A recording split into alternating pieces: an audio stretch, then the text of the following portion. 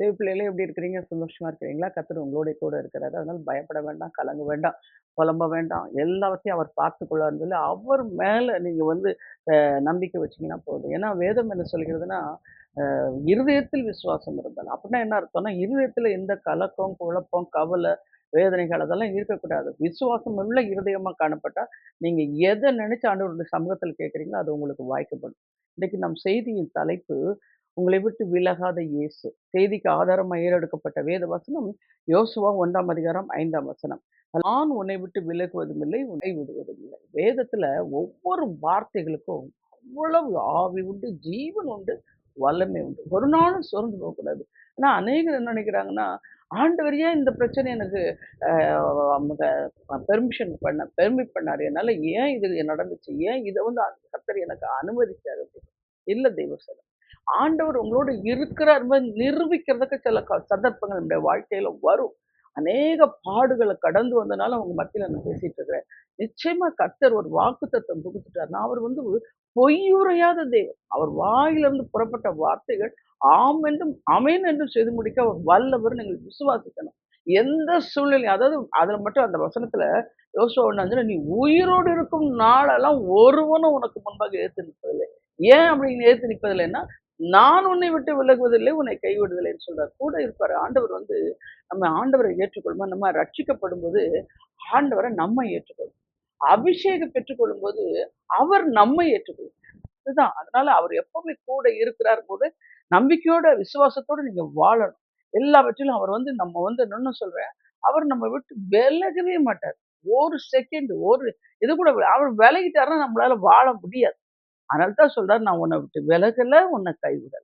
அநேக முறைகள்ல எனக்கு நெறைய போராட்டங்கள் என்னுடைய வாழ்க்கையில வரும். அதுவும் ஊழியம் செய்யும்போது, சும்மா சாதாரண இருக்க விசுவாசிகள புடிச்சு அந்த பாடு படுத்தா, ஊழியர்ங்கும்போது பிசாசு எப்படியாவது இவள மனம் தளர பண்ணிறணும்னு சொல்லி போராடும். ஆனா ஆண்டவர் வந்து பாருங்க, மனம் தளராதபடி காத்துக்கொள்ளும். அதுக்கு தான் சொல்றாரு, "விசுவாசிக்கிறவன் பதறான்." பதறவே கூடாதுங்க.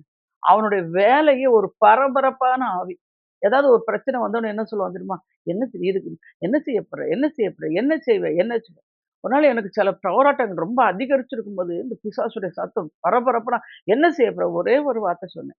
"நான் ஒண்ணும் செய்ய போறதில்ல. ஆனா எனக்காக என் அப்பன் இயேசு எல்லாம் செய்வார். அவரால செய்ய முடியாத காரியம் ஒன்றுமே இல்ல."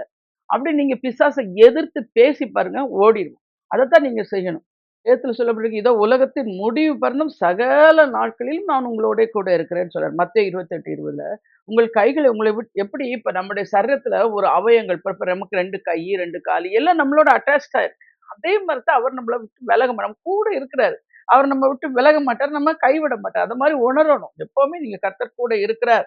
எப்பவுமே நம்மோட அவர் வாசம் பண்ணி கொண்டிருக்கிறார்ங்கிறத விசுவாசிக்கிறோம். எல்லா காரியம் இப்போ நான்லாம் சின்ன பிள்ளையா இருக்கும்போது, இந்த நிலா நான் இரவு நேரத்துல இந்த நிலா அப்படி போகும்போது, அது பின்னாடியே நம்ம அத பார்த்துக்கிட்டே போனோமா, அது நம்ம கூட வர மாரியே இருக்கும்.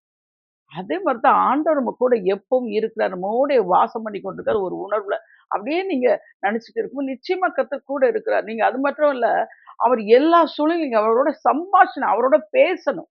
அவர் ரொம்ப இடைவிடுவார். ஆண்டவர்ட்ட வந்து நம்ம பேசுறதுன்னா, இப்ப எல்லாரும் சொல்றாங்கல்ல, இடைவிடாமல் ஸ்தோத்திரம் பண்ணுங்கள்டா. இடைவிடாமல் எப்படியும் பேசிட்டு இருக்கலாம். சாதாரணமா இப்போ சில பேர் சொல்லுவாங்க, ஜெபம் பண்ணவே நேரம் இல்ல. அப்படி இல்ல. எந்த சூழ்நிலைகளிலும் எந்த வேலை செய்துட்டு இருந்தாலும் நீங்க ஆண்டவரோட பேசலாம். ஆண்டவருக்கு தெரியும். அப்படின்னு சொன்னா, இப்ப உங்களுக்கு எல்லாம் தெரியும். ஆனா வேதம் என்ன சொல்லுது, நம்ம உட்கார்தலையும், நம்ம எழுந்திருக்கிறதையும் அவர் நம்ம என்ன பேச போறோங்கிறது வாயில சொல் பிறவாதற்குமே அறிந்திருக்கிற கர்த்தர் அப்படின்னு வேதத்துல சொல்லப்பட்டிருக்கு. எல்லா காரியங்களையும் கர்த்தர் நம்மோட கூட இருப்பார். ஆ நம்ம எந்த சூழ்நிலையும் பார்த்தீங்கன்னா, மோசே வந்து போகணும்னு சொல்றாரு. நீர் அந்த ஜனங்கள கூட்டிட்டு போ சொன்னீரு. என் கூட யார் வருவான்னு சொன்னதுக்கு அது என்ன சொல்றாருன்னா, மோசே என் சமூகம் உனக்கு முன்பாக வரும்.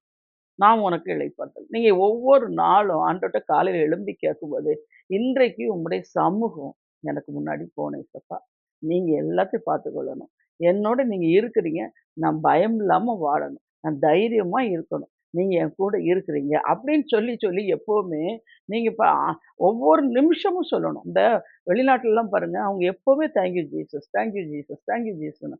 நம்ம ஒரு சின்ன காரியத்த இந்த குழந்தைங்க வந்து எதையாவது ஒண்ணு எடுத்து கொண்டாந்து குடுத்தா, என் பேத்திலாம் ஒரு பொருள் கீழ இருந்துச்சுன்னா, "அத போய் எடுத்துட்டு வாம்மா" அப்படின்னா, எடுத்து கொண்டாந்து குடுத்தோனே அந்த அம்மாவுக்கு தேங்க்ஸ் சொல்லிறணும். அது உடனே சொல்லு, எனக்கு தேங்க்ஸ் சொல்லல அப்படின்னு அதுவே கேட்டு அதே மாதிரி தான் ஆண்டவர் சின்ன சின்ன காரியம் ஒண்ணுமே வேண்டாங்க. நம்ம பாரு ஓ காலையில எழும்பி இரவு நேரம் படுப்பீங்கல்ல, அந்த நேரத்துல இந்த நாள் முழுவதும் நீங்க பேசின வார்த்தைய சிந்திச்சு பாருங்க. அதுல எவ்வளவு அவிசுவாச வார்த்தைகள், சந்தேக வார்த்தைகள், பயத்தினால் இதெல்லாம் இருந்தா, ஆவிக்குரிய ஜீவியத்துல, உலகத்துல நீங்க பேசின வார்த்தைகள் எல்லாம் அப்படியே சுத்திட்டே இருக்கும். ஒரு புஸ்தகத்துல வாசிச்சேன். அப்போ நீங்க வந்து என்னால முடியல, எனக்கு நடக்க முடியல, இந்த பிரச்சனை எப்படி முடியுமோ தெரியல, எனக்கு ஒரே பயமா இருக்கு, குழப்பமா இருக்கு, இப்படிலாம் சொல்றீங்கல்ல, இதெல்லாம் இந்த வார்த்தைகள் எல்லாம் நீங்க கேன்சல் பண்ணணும். அப்படி பண்ணுனீங்க தான், நீங்க பண்ணினீங்கன்னா தான், நீங்க ஆசீர்வாதத்த சுதந்திரிக்க முடியும். இல்லன்னா அந்த வார்த்தைகள் வந்து தடுக்கும். "நீ இப்படி பேசுனல்ல" அப்படின்னு. அதனால தான் நான் எப்பவுமே சொல்லுவேன், அனுதினமும் காலையிலருந்து நைட்டு பேசின வார்த்தைகள, ஆண்டவரே உமக்கு பிரியமில்லாம நான் நெகட்டிவா நான் உலக வார்த்தையா பேசியிருந்தாலும், என்னை எதிர்மறையா சிந்தித்தாலும், சிந்தனை பண்ணியிருந்தாலும், சிந்தனையில பேசியிருந்தாலும், அந்த வார்த்தைகள் எல்லாம் இயேசு கிறிஸ்துவின் நாமத்தினால் கேன்சல் பண்றேன் அப்படின்னு சொல்லிட்டு, அதுக்கு மேல தேவனுடைய வார்த்தை உங்கள குறிச்சு, உங்க குடும்பத்த குறிச்சு, உங்க பிள்ளைகள குறிச்சு என்ன ஊழியத்தை குறிச்சு என்ன சொல்லியிருக்கோ, அத மேல அறைஞ்சிட்டு ஸ்தோத்திரம் பண்ணணும். உதாரணத்துக்கு சொல்றேன். உன் பிள்ளைகள பார்த்து ஆண்டவர் உன் பிள்ளைகள் எல்லாம் கர்த்தரால் பொதிக்கப்பட்டிருப்பார்கள். பிள்ளைகளுடைய சமாதானம் பெரிதா இருக்கும்னு சொல்லியிருக்கிறேன். வீட்ல வந்து ஒரே சண்டை, சமாதானம் இல்லாம இருக்கு. ஆனா நீங்க சொல்லணும், "இந்த சமாதானத்தை கெடுக்கிற பொல்லாத ஆவியே, வலுசற்பத்த நான் இயேசு கிறிஸ்துவின் நாமத்தில் உன்னை கடிந்து கொள்கிறேன்னு" சொல்லிட்டு, நீங்க உடனே சொல்லணும். "தேள்களையும், சர்ப்பங்களையும் மிதிக்கவும், சத்துருவின் சகல மேற்கொள்ளவும் இயேசுவின் அவைகள் ஒன்றும் உங்களை சேதப்படுத்த மாட்டாது என்று சொன்னீரே உமக்கு ஸ்தோத்திரம்." அப்படின்னு சொல்லிட்டீங்கன்னா, ஆமா பிசாசின் கிரியைகள அழிச்சுட்டு, தேவனுடைய வார்த்தைய வைக்கும்போது அவன் அங்க இல்லாம ஓடி போயிடுவான். இதைத்தான் நீங்க செய்யணும். அதுக்கு பேரு தான் கர்த்தர் உங்களோட கூட இருக்கிற, உங்களை விட்டு விலக மாட்டார், உங்க கைவிட மாட்டார். அது மட்டும் இல்ல, உபாகம் 31:8 6ல சொல்லுவாரு, "நீங்கள் பலங்கொண்டு திடமனதா இருங்கள். அவர்களுக்கு பயப்படவும் திகைக்கவும் வேண்டாம். உன் தேவனாகிய கர்த்தர் தாமே உன்னோட கூட வருகிறார். அவர் உன்னை விட்டு விலகுவதும் இல்லை, உன்னை கைவிட." இதே வசனம் 8வதுல சொல்றாரு, "கர்த்தர் தாமே உனக்கு முன்பாக போகிறவர். அவர் உன்னோட இருப்பார். அவர் உன்னை விட்டு விலகுவதும் இல்லை, உன்னை நீ பயப்படவும் கலங்கவும் வேண்டாம்." ஆண்டவர் நீ பயப்படாத, பயப்படாதன்னு சொன்னார்ன்னா, அவர் உங்களோட இருக்கிறார் அப்படிங்கிறது அர்த்தம். அந்த பயப்படாத நான் உன் கூட இருக்கிறேன். அவர் தானே சொல்றாரு, திகையாத நான் உன் தெய்வம். நம்ம இத விட நம்ம யார் நமக்கு சொல்லிக் குடுக்கணும்? பயம் வருது. அதாவது ஆண்டவர் எப்படி பார்ப்பாருன்னா, என் புள்ள பயப்படக்கூடாது. நான் கூட இருக்கிறது அவர் அறிஞ்சு நடக்கணும். பிசாசுடைய வேலை என்ன? உங்கள பயமுறுத்துற வேலை. அப்ப நீங்க யாருக்கு செவி கொடுப்பீங்க? ஆண்டவர் கூட இருக்காரு, நான் பயப்பட மாட்டேன். எல்லா நாட்களும் பாருங்க, சங்கீதக்காரர் சொல்லுவாரு 56ஆம் சங்கீதத்துல, "நான் பயப்படும் நாளில் உம்மை மட்டுமே." அந்த போட்டாலே 100க்கு 100 ஆண்டவர மட்டும் நம்பி வாழ கத்துக்கொள்ளுங்க. அப்போ பயம் இல்லாம, கலக்கம் இல்லாம, குழப்பம் இல்லாம. ஆனா அவருடைய சத்தத்த நீங்க கேட்கணும். நான் ஒவ்வொரு செய்தியிலும் சொல்லியிருக்கேன். வாழ்க்கையில வந்து இயேசு தான் உங்க வாழ்க்கை படக ஓட்டி உங்கள ஆசீர்வதிக்கணும். முதல்ல அவர் வாழ்க்கை படகுல ஏறணும், அப்புறம் உட்காரணும், அப்புறம் போதகம் பண்ணணும், அப்புறம் உங்கள ஆசீர்வதிக்கணும். அதனால ஒரு நாளும் சோர்ந்து போகாதீங்க, பயப்படாதீங்க. உன் தேவனாய கர்த்தர் தாமே உனக்கு முன் போவார் என்று சொல்லப்பட்டிருக்கு அந்த வசனத்துல. அப்போஸ்தலனாகிய பவுல் எபிரேயருக்கு எழுதும்போது, நீங்கள் பண ஆசை இல்லாதவர்களாய் நடந்து, உங்களுக்கு இருக்கிற போதும் என்று நம்பி எண்ணுங்கள். நான் உங்களை விட்டு விலகுவதும் இல்லை, உங்களை கைவிடுவதில்லை என்று அவர் சொல்லியிருக்கிறாரே. அதனாலே நாம் தைரியம் கொண்டு, கர்த்தர் எனக்கு சகாயர், நான் பயப்படேன் என்று மனுஷன் எனக்கு என்ன செய்வான் என்று சொல்லலாமே. சாதாரணமா நம்ம எப்படி இப்ப 2 பேர் உட்கார்ந்து பேசுறது மாரி இந்த வசனம் பேசுது பாருங்க உங்கள பார்த்து. நீங்க அப்படி சொல்லலாமே! கர்த்தர் எனக்கு சகாயர். நான் பயப்படேன். மனுஷன் எனக்கு என்ன செய்வான்? அப்படின்னு நீ சொல்லலாமே! அப்படிங்கிற இந்த வசனம். அந்த வசனம் உங்களோடு பேசணுங்க. அது மாத்திரம் இல்ல. ஏசாயா 1:19ல சொல்லப்பட்டிருக்கு. மனம் பொருந்தி செவி கொடுத்தால் தேசத்தின் நன்மைகளை புசிப்பாய். அப்படின்னா என்ன அர்த்தம்னு ஒரு நாள் ஆண்டவர்ட்ட நான் கேட்டேன். அப்ப சொன்னாரு, உனக்குரிய ஆசீர்வாதத்தின் வசனத்த நான் உனக்கு குடுப்பேன். அது வாக்குத்தத்தம். அந்த வசனமும், உன் மனசும் இணைஞ்சுக்கணும். அப்படின்னா என்ன அர்த்தம்னா, மனசுல இருக்கிற எல்லா குழப்பம், கலக்கம், அ வேதனை, சோதனை எல்லாத்தையும் அந்த எப்படி அன்னாள் போய் ஆலயத்துல போய் இருதய இருதயத்த ஊற்றி ஜெபிச்சுட்டா. அவட இருதயத்த அப்படியே கவுத்து போட்டா. அவ கவுத்து போட்டோன்னே, அத அந்த ரத்தத்தால ஆண்டவர் அதை ஏற்றுக்கொண்டு, அவளுக்குரிய ஆசீர்வாதம், நன்மைகள், கிருபைகள், தயவு, கருணை எல்லாத்தையும் நிரப்பி கொடுத்தாரு. அதுக்கப்புறம் அவ வந்து துக்கமுகமா இருக்கவில்லை. இதுதான் ஜெபம். இதுதான் இயேசுவின் நாமம். இயேசுவின் நாமத்தில் கேட்கும்போது பெற்றுக்கொள்வீர்கள். ஆண்டவர் மேல விசுவாசம் வைக்கும்போது விசுவாசிக்கிறவனுக்கு எல்லாம் கூடும். இதெல்லாம் அவனுடைய ரகசியம்.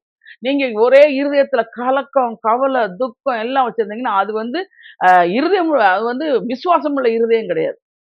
அது வந்து குழப்பமுள்ள இருதயம். அதனால தான் எல்லாத்தையும் ஆண்டவர்ட்ட போய் கொடுத்துருங்க. ஒ வருத்தப்பட்டு பாரம் சொல்லி எண்ணத்தில் வாருங்கள் அப்படின்னு சொல்றாரு. வந்து நம்ம அவர்ட்ட குடுத்துறணும். அவர் உன்னை விசாரிக்கிறவர் ஆனபடியினால் 1 பேதுரு 5ஆம் அதிகாரம் சொல்றாரு. 5:7ல உன் கவலைகள் எல்லாம் அவர் மேல் வைத்து விடு. நீ கவலைப்படக்கூடாது. கவலைப்பட்டீங்கன்னா, உங்களால ஆண்டவருடைய வார்த்தைக்கு எதிர்த்து நிப்பீங்க.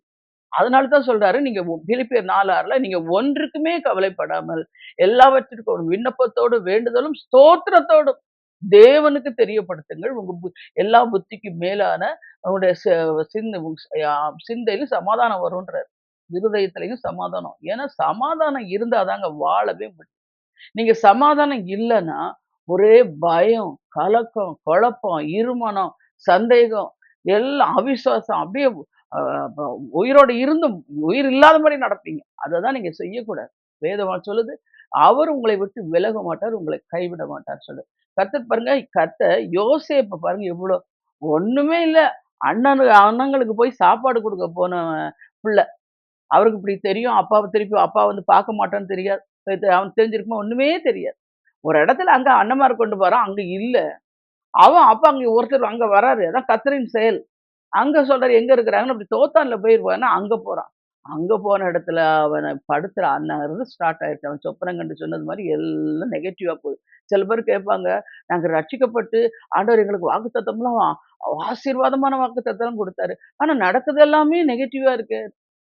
ஆண்டவர் நம்மள உருவாக்குவார். அந்த உருவாக்கும்போது நம்ம விட்டு குடுக்கணும். நீங்க எவ்வளோ சீக்கிரமா விட்டு குடுத்துட்டீங்கன்னா, அழகா உங்கள சீக்கிரத்தில ப வ கொயவன் நல்லா அவருக்கு உகந்த பாத்திரம் மனைவர். நீங்க முடியாது, நடக்காது, கிடைக்காதுன்னு சொல்லி ஒரே நெகட்டிவ்ஸ்ல பேசி, பேசி ஆண்டோட வசனத்துக்கு எதிர்த்து நின்னீங்கன்னா, அது உருவாக்குறதுக்கு கொஞ்ச நாள் பிடிக்கும். ஒப்பு கொடுத்துடணும். ஆண்டவரே என்ன ஒப்பு கொடுத்துடுறேன். அப்படின்னு சொல்லிட்டு எல்லாவற்றையும் பிரச்சனை, போராட்டம், வேதனை, சோதனை எல்லாத்தையும் ஆண்டவர் கையில ஒப்படைச்சிடணும். ஒப்படைச்சிட்டீங்கன்னா, அவர் கூட இருக்கும்போது, அவர் கண்மணி போல் உங்களை காத்துக்கொள்ள முடியும். யோசேப்பு கூட இருந்தனால என்னெல்லாம் கிடைச்சது? காரிய சித்தியம் பெற்றான். அங்க உள்ள சிறைச்சாலை தலைவன் கண்கள்ல தயவு கிடைச்சான். அப்புறம் சிறைச்சாலையில இருந்து அவன அரசாளும்படியா ஆ ஆளுநராய் மாற்ற அங்க எல்லாத்துக்கும் அவன் பொறுமையோடு சகித்துக் கொண்டான். ஏதாவது ஒரு இடத்துல யோசேப்பு முறுமுறுத்தான், சந்தேகப்பட்டான், பயப்பட்டான் இருக்கா? இல்ல. ஆண்டவருக்கு விரோதமா அங்க யாருமே இல்ல. அவன் மட்டும் தான் இருக்கான். ஆனா ஆண்டவருக்கு விரோதமா பாவம் செய்யக்கூடாதுன்னு ஒரு மனசுல ஒரு தீர்மானம் எடுத்துக்கிட்டான். நான் உங்களுக்கு ஒண்ணு சொல்றேன். எல்லாமே மைண்ட் கண்ட்ரோலுங்க. அது மைண்ட் கண்ட்ரோல் வந்து பை வேர்ட் ஆஃப் காட். ஆண்டோடைய வார்த்தைய வச்சு உங்க மனச நீங்க மறுரூபப்படுத்தி கண்ட்ரோல் பண்ணிக்கிட்டீங்கன்னா, உங்கள பாவம் செய்ய அது விடவே விடாது. அதுதான் பழையவைகள் எல்லாம் ஒழிந்து போயின. எல்லாம் புதிய அதுக்கும் இன்னொரு ரகசியம் என்னன்னா, முந்தினவைகளை நினைக்க வேண்டாம். பூர்வ மனதை சிந்திக்க வேண்டாம். இதோ நான் புதிய காரியத்தை செய்வேன். நம்ம பிசாசுடைய வேலையே அவங்க இத சொல்ட்டாங்க, இவங்க அத சொன்னா பழச போட்டு கிளறி, கிளறி, கிளறி நம்ம சமாதானத்துக்கு எடுத்துரும். முதல்ல அந்த பழச எல்லாத்தையும் நீங்க மறந்துறணும். அத தூக்கி எறிஞ்சிரணும். ஆண்டவர் புதிய காரியம் நெனச்சே பார்க்காத அளவுக்கு உங்கள ஆசீர்வதிக்க கர்த்தரால் முடியும். அதுதான். முதலாவது நான் பார்க்கும்போது அவருடைய கிருபை விலகுவது இல்லை. மலைகள் விலகினாலும், பர்வதங்கள் நிலை பெயர்ந்தாலும், என் கிருபை உங்களை விட்டு விலகாமலும் என்று உன்மேல் மனதுர கர்த்தர் சொல்கிறார் என்று ஏசாயா 54 10ல சொல்றார்.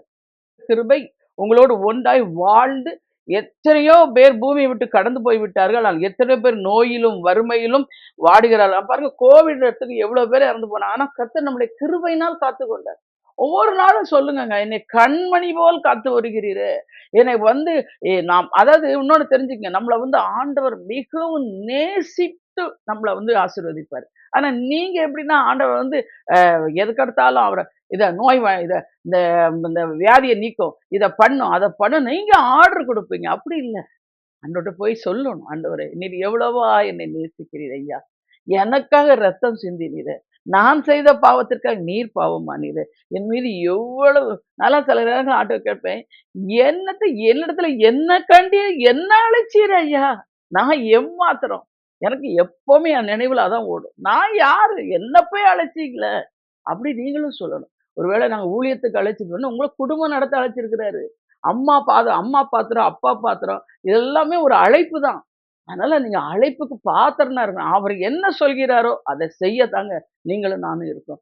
கீழ்ப்படிஞ்சிட்டோம்னா அவர் அவர் சொல்றார், நான் உன் மேய்ப்பன். நீ அவருக்கு நம்ம செவி கொடுக்கும் மாறாய் மாறிட்டோம்னா எல்லா காரியங்களும் மாறிப்போகும். அதுதான் சொல்றாரு. கிருபை விலகாம நான் நிர்மூலமாகாம இருப்பது கர்த்தருடைய கிருபையே. அவருடைய இரக்கங்களுக்கு முடிவில்லை. அவைகள் காலைதோறும் புதியவைகள். புலம்பல் 2, 22, 20. அதனால தான் காலை ஜெபம் பண்ணாம நீங்க வெளிய வரவே கூடாது. தேவ பிள்ளைகளே, அந்த காலையிலே உம்முடைய சங்கீதக்காரன் இப்ப நானும் உம்முடைய முகத்துல நீதியிலே அவர் முகத்த பார்த்து அவரோட பேசி ஜெபிச்சு அவர்ட்ட வந்து கிருபையை பெற்றுக்கொண்டு இந்த நாளுக்கு சமாதானமா இருக்க, சந்தோஷமா இருக்க, சுகத்தோடு இருக்க, செழிப்போடு இருக்கிற, தைரியமா இருக்க, கிருபை தாங்கப்பா அப்படின்னு சொல்லி அவர்ட்ட தாழ்த்தி உங்களை தாழ்த்தி கிருபை வாங்கிக்கணும். ஆண்டவர் கிருபை கொடுத்துட்டாருன்னா அந்த கிருபை சொல்றது சகாயம் செய்யும் கிருபை உண்டாகும். நம்மளை சுற்றிலும் கிருபை சூழ்ந்து கொள்ளும். கர்த்தரை நம்பணும். அதுதான். நீங்க அதை செய்யணும். அப்போ வந்து கிருபை உங்களுக்கு பெருக வேண்டும். எப்பொழுதும் தேவ சமூகத்தில் உங்களை தாழ்த்துவீராக. ஆவிக்குரிய பெருமை உங்களுக்கு வரக்கூடாது. இந்த கிருபை என்ற சொல்லுக்கு தகுதி இல்லாதவர் மேல் தேவன் பாராட்டும் கிருபை என்று சொல்லப்பட்டிருக்கு. இரக்கம் அல்ல தேவ தயவு. உங்களுடைய தகுதியை நற்குணத்தையே கண்டு கர்த்தர் உங்களை ரட்சிக்கவில்லை. கிருபையினாலே விசுவாசத்தை கொண்டு ரட்சிக்கப்பட்டு இது உங்களால் உண்டானது அல்ல. இது தேவனுடைய ஈவு. எபேசியர் 2:8. எதை வாங்குறீங்களோ இல்லையாங்க, உங்க குடும்பத்தை நீங்க முதல்ல ரட்சிக்கப்பட்ட அப்புறம் உங்க குடும்பம் ரட்சிக்கப்படணும், அப்புறம் உங்க சொந்த பந்தங்க, நீங்க இருக்கிற ஏரியா எல்லாம் ரட்சிக்கப்படணும் மட்டும் நீங்க வாஞ்சித்து ஜெபம் பண்ணணும். பலவீனத்தின் மத்தியிலே கர்த்தரை நோக்கி பார்த்த அப்போஸ்தலன் பவுல், கர்த்தர் என் கிருபை உனக்கு போதும் என்று திடப்படுத்தினார். 2 கொரிந்தியர் 12:9. கர்த்தருடைய கிருபை ருசித்த தாவீது, ஜீவனை பார்க்கலும் அது கிருபை நல்லது. எங்க கணவர் உயிரோடு இருக்கிறனால அடிக்கடி உங்களுக்கு அந்த ஹார்ட் ப்ராப்ளம் இருந்தனால அப்பப்ப ரொம்ப கஷ்டப்படுவாங்க. எனக்கு வந்து பிசாசு இந்த பக்கம் பயமுறுத்திட்டே இருப்பான். கொஞ்ச நாள் தான் இருப்பான். கொஞ்ச நாள் தான் ஹஸ்பண்ட். அப்போ ஒரு நாள் ரொம்ப நான் தேவ சமூகத்துல ஆண்டவரே அவர் எனக்கு ஜீவன தாங்க, ஆயுசு நாட்கள தாங்கன்னு ரொம்ப அழுதும்போது, கர்த்தர் இந்த வசனத்த சொன்னார். ஜீவனை பார்க்கிலும் உடைய கிருபை நல்லது என்று சொல்லும் மகளேனர். அத சொன்ன பாருங்க. கர்த்தர் எனக்கு அவருக்கு ஆயுசு நாட்கள பெருக செய்தார். அதத்தான் செய்யணும். ஆண்டவர்ட்ட கேட்கிறது கிருபை, கிருபை தாங்க, கிருபை தாங்க. ஏன்னா கிருபையினால தான் நமக்கு எல்லாத்தையும் நம்ம குடுத்துட்டு இருக்காரு. நம்ம வாழ்ந்துட்டு இருக்கிறோம். அதுதான். எல்லா காரியங்களிலும் பாருங்க. அது மாத்திரம் இல்ல, அடுத்தது சொல்றாரு, பூமியின் நிலை மாறினாலும் மலைகள் நடுச்சமத்தில் சாய்ந்து போனாலும் அதன் ஜலங்கள் கொந்தளித்து பொங்கி அது பெருகினால் பர்வதங்கள் அதிர்ந்தாலும் நாம் பயப்படும். சங்கீதம் 46:2-3 சொல்றாரு. 2வது பார்க்கும்போது சமாதானம் விலகுவதில்லை. ஏசாயா 54:10 என்ன சொல்லுவாருன்னா, என் சமாதானத்தின் உடன்படிக்கை நிலை பெறும் இருக்கும் என்று உன்மேல் மனதுருகிற கர்த்தர். ஆண்டவர் மிக மிக நல்லவர். அது மாத்திரம் இல்ல, நம்ம மேல மனதுருகி நமக்கு அற்புதம் செய்யும். அதனால தான் பார்த்தீங்கன்னா, சில ஊழியர்னால சில காரியங்கள் ஜெபிக்கும்போது, நம்ம அறியாமலே அவங்க மேல ஒரு மனதுருக்கத்தை கர்த்தர் கட்டளையிட்டுருவாரு. அவங்களுக்காக நம்ம அழுது ஜெபிப்போம். உடனே கர்த்தர் அந்த ஜெபத்தை ஏற்றுக்கொள்வார். அதுதான் மனதுருக்கம் வேணும். கிறிஸ்தவங்களுக்கு வந்து எப்பவுமே இந்த வரங்கள் ஆப்பரேட் வரங்கள பயன்படுத்தும்போது அந்த மனதுருக்கம் கட்டாயம் இருக்கணும். ஏன்னா, அதனால தான் என்ன பண்றாரு, நம்மள உடைக்கிறாரு. நம்ம எந்த பாதையில நடக்கிறோமோ, அந்த பாதையில வந்து கர்த்தர் நடத்தி, அப்படிப்பட்டவங்களுக்கு நம்ம ஜெபிக்க வைப்போம். அப்போ நம்ம அந்த பாதையில கடந்தத நினைப்போம். நம்ம கடந்து வந்த ஐயோ! நான் மொத டிஜி அங்கிள்ட்ட போய் நெறைய பிரச்சனைக்கு ஜெபிக்கும்போது அப்ப சொன்னாரு, குழந்தை இல்லாத போது, அம்மா நான் இந்த பாதைய கடந்திருக்கிறேன். எனக்கு இந்த பாதையோட வலி எனக்கு தெரியும். அதுதான். அப்ப அந்த வலி தெரிஞ்ச உடனே அந்த மனதுருகி நம்ம ஜெபிக்க முடியும். அதுதான் பாடுகள். தெரிஞ்சுக்கணும். உலகம் சமாதானமின்றி தவிக்கிறது, வாழ்க்கையில் நிம்மதி இல்லை.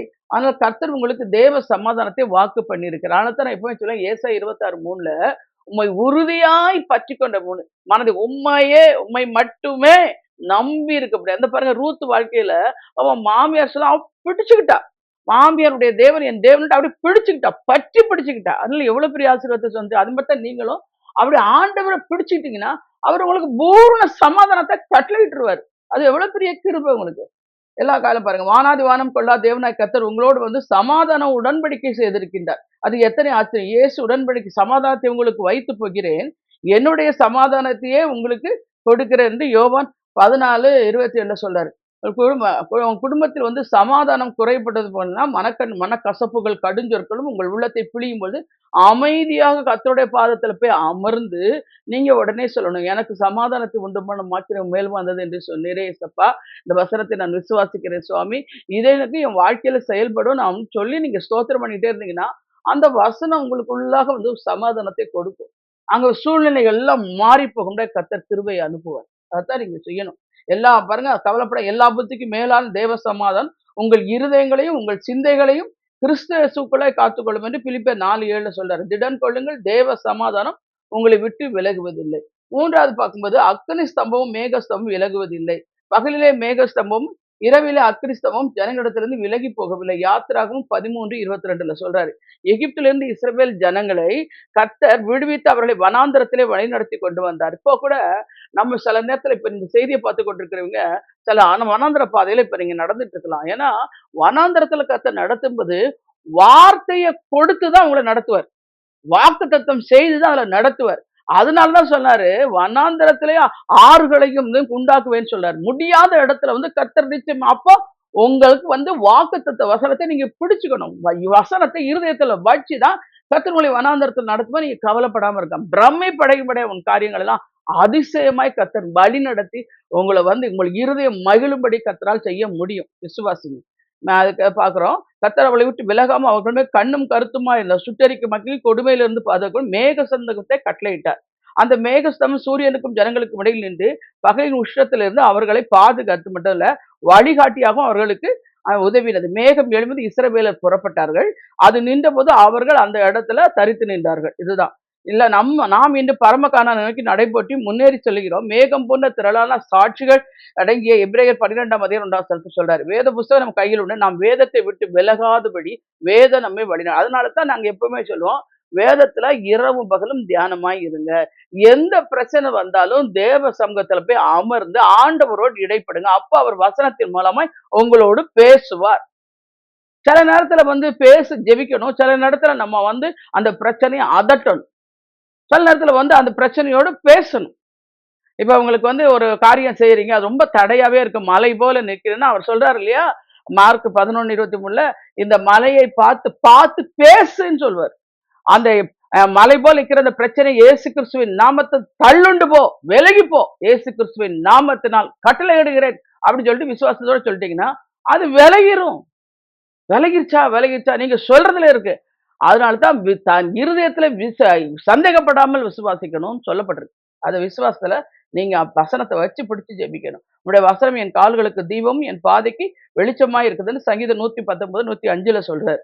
அப்போ நம்முடைய பாதையை விட்டு வழி விலகாதபடி நம்மளை காத்துக்கொள்வார். தேவன் நம்மோட இருக்கிறார் எல்லா காரியங்களிலும். எலிசாவின் வேலைக்காரனுக்கு அந்த விசுவாசம் இல்லை. அவன் சீரியன் படையெடுத்து வரும்பொழுது அவன் சொல்றான், எலிசா பார்த்து ஐயோ ஆண்டவனே, நம்ம மடிந்து அந்த மாதிரி கத்துவான் பயந்துட்டு. அந்த பிறகு இன்னொன்னு தெரிஞ்சுக்கிங்க, நல்ல வசனம் நிறைஞ்சு இருதயத்துல வச்சு ஆவியானோட நடக்க பழகியா அபிஷேகத்துக்கு அந்நிய பாஷையில பேசி ஆவியானோட ஐக்கியம் கொண்டிருந்தீங்கன்னா நீங்க பிரச்சனையை பார்த்து ஐயோன்னு சொல்ல மாட்டீங்க.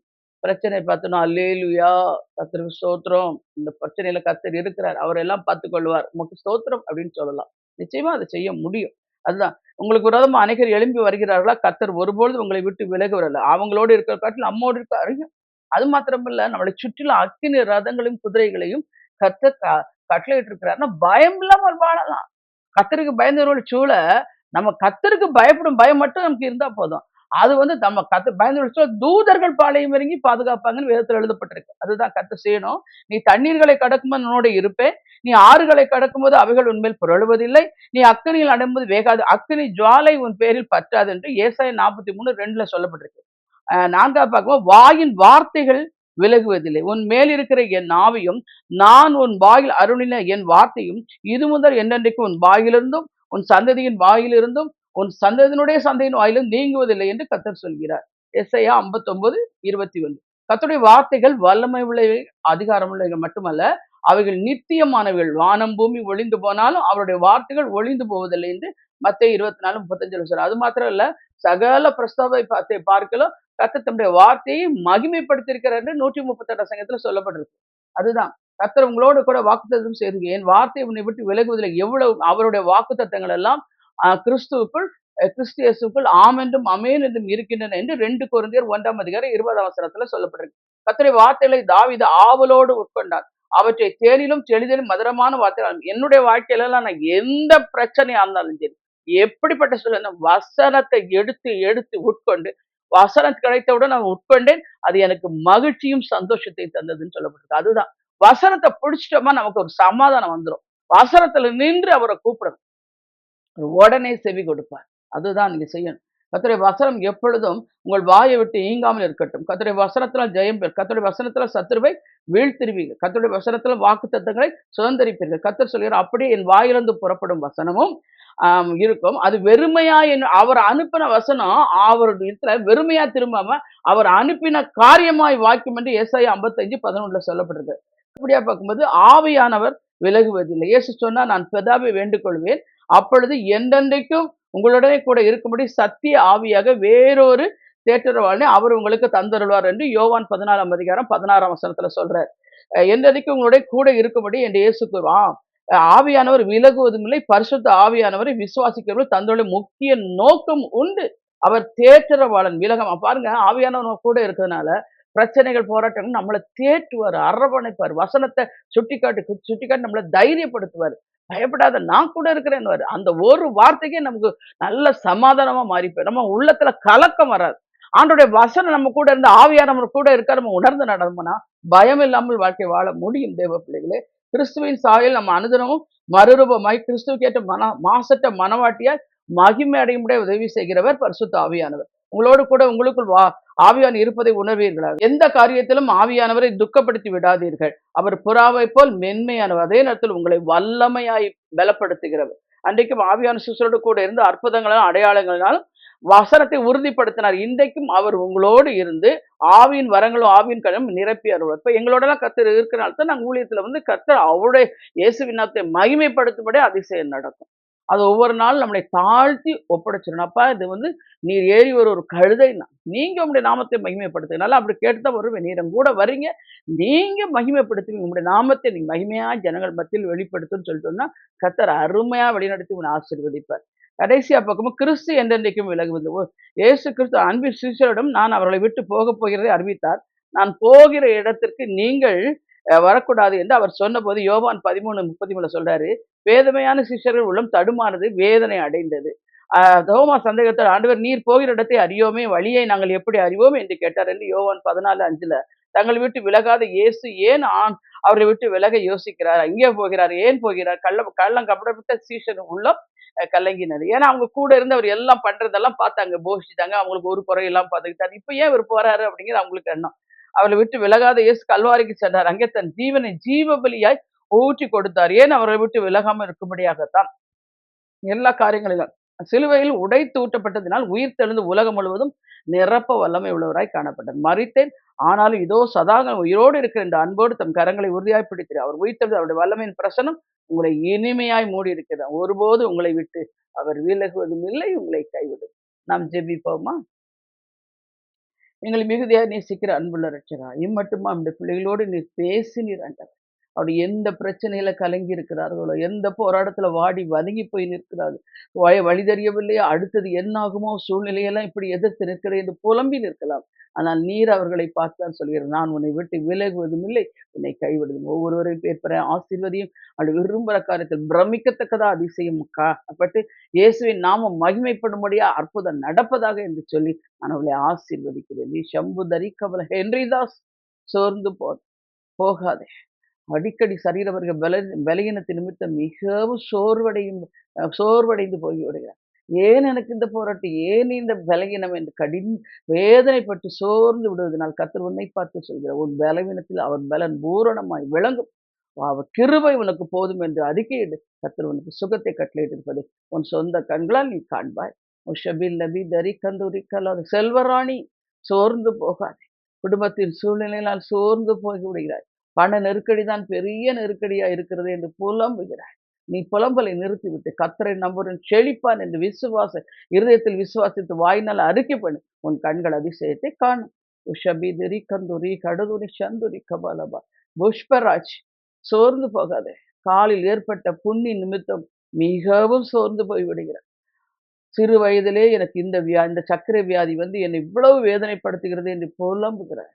நீ அறிக்கை பண்ணு, இயேசுவின் தழும்புகளால் நான் குணமானேன் என்று விசுவாச அறிக்கை செய்யும். நீ குணப்பட்டு இருப்பதை உன் சொந்த கண்களால் நீ காண்பாய். லெகதுரி சந்துரி கபாலதுன் புஷ்பலதா. இயேசுவை ஏற்றுக்கொண்ட மகள்தான் குடும்பத்தின் சூழ்நிலை சமாதானம் இல்லாமல் தத்தளித்துக் கொண்டிருக்கிறார். காற்றையும் கடலையும் அதட்டின ஆண்டவராக இயேசு கிறிஸ்து உன்னோடு இருக்கிறார். நீ பயப்படாத, இறையாதே, அமைதலாயிரு.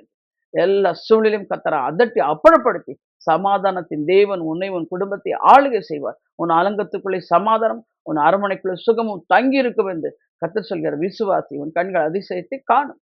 ஷபில் லகதுரி கந்துரி கடதுரி கபால ஹதுரி கபால. நம்ம ஒவ்வொருவரையும் பேர் பேராய் ஆசீர்வதித்து காத்துக்கொள்ளுவோம்ப்பா. அவருடைய விரும்புகிற காரியத்துல பிரமிக்கத்தக்க அதிசயமாய் இந்த நாமத்தை நீ மகிமைப்படுத்துவீராக. நீர் அப்படி செய்வதற்காய் ஸ்தோத்திரம். இயேசு கிறிஸ்துவின் நாமத்தில் ஜெபிக்கின்றேன் ஜீவனுள்ள தகப்பனே. ஆமென். தெய்வ பிள்ளைகளே, இந்த செய்தி உங்களுக்கு மிகுந்த பிரயோஜனத்தை கொண்டு வந்திருக்கும் என்று கர்த்தருக்குள் நம்புகிறேன். கர்த்தர் தாமே உங்களை ஆசீர்வதிப்பாராக. ஆமென்.